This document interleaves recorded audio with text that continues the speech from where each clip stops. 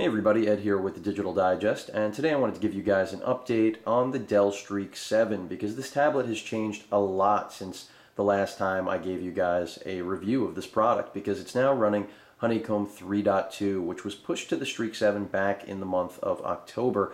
And essentially what you're looking at now is a stock 3.2 Honeycomb OS, and it's really a pleasure to use. Something I always felt Dell would make good on its promise to deliver, and they did. So for those of you who waited, congratulations. You certainly got what you were looking for. After all, the Streak 7 always had all the makings of a Honeycomb tablet. It was simply stuck on Froyo.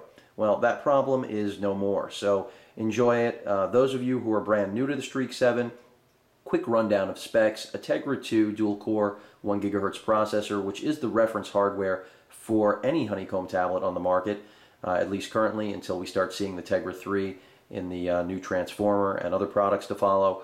Also, you've got 512 megs of RAM, front and rear cams on this, Bluetooth, Wi-Fi, basically everything you would expect out of a quality tablet. Gorilla Glass here on the front, really solid construction.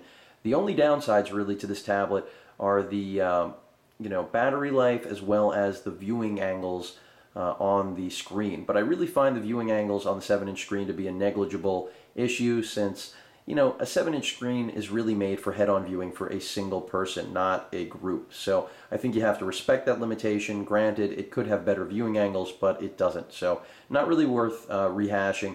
That's been a problem with the Streak 7 in terms of hardware, as has the battery life. You're looking at about 3 to 4 hours of battery life depending on your usage, but what it really comes down to is that it is a great value, especially now that it's running Honeycomb. It was great when it was just running Froyo, only better now that it's running a stock version of Honeycomb. So let me go ahead and show you guys some of the performance. Again, I am on Wi-Fi. These capacitive buttons, by the way, have not completely lost their functionality. The home and back button do still function. They require a longer press than before, but big deal. Let's go ahead and jump on the browser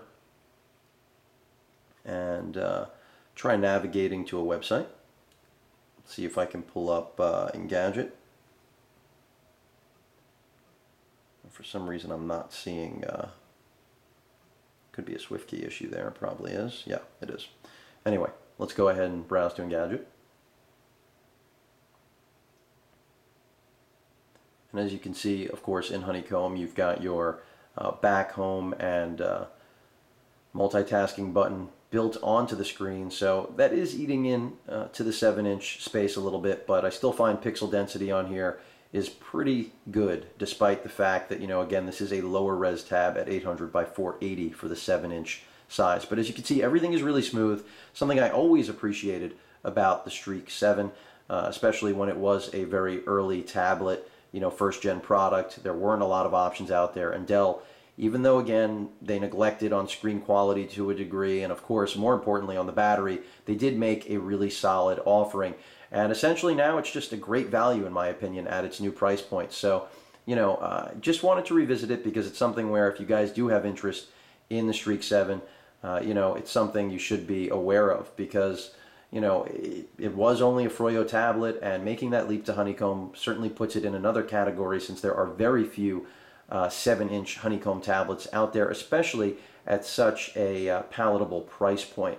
Again, you're looking at the Dell Streak 7 running Honeycomb 3.2. I can highly recommend this tablet if you can deal with the battery life issue as well as the screen viewing angles.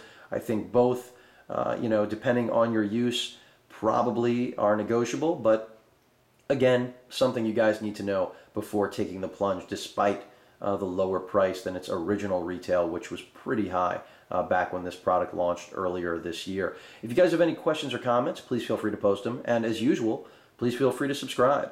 Later.